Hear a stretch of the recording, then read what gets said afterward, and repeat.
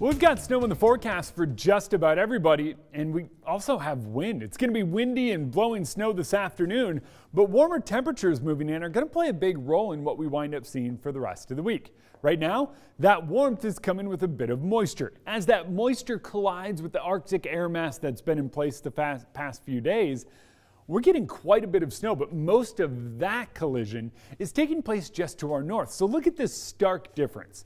8 to 12 inches of snow in places like Sandpoint, just north of Deer Park up toward Colville. How about Omak as well? You head down to the south, you get along Interstate 90 and south of there, 1 to 3 inches. You're going, whoa, that is wildly different. And it's a wildly different forcing mechanism giving us each of these different snowfall totals. And the big factor here is actually the wind. Wind out of the south-southeast is sustained at 16 miles per hour, gusting near 30 right now, is going to continue. And that's advecting in some warmer temperatures and some of this snow that we're seeing now move out of Moses Lake, making its way toward Ritzville and eventually toward us here in Spokane.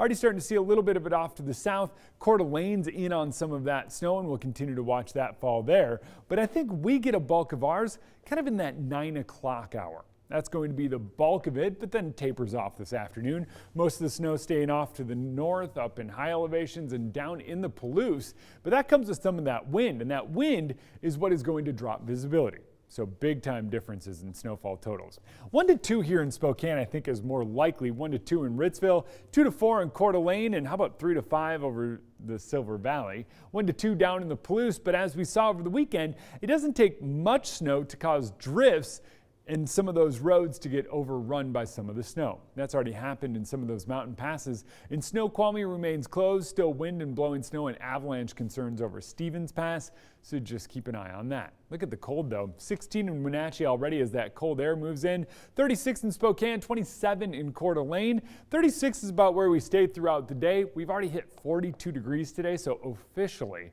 that will be our high temperature. But that's thanks to the wind. The wind also strong enough to cause some damage down to the south. High wind warnings in place through this afternoon for gusts at 40 to even 65 miles per hour. It is going to be very windy. That's what keeps us warm. Snow showers tomorrow, a break in the action Wednesday, and then another round of it moves in Thursday and Friday.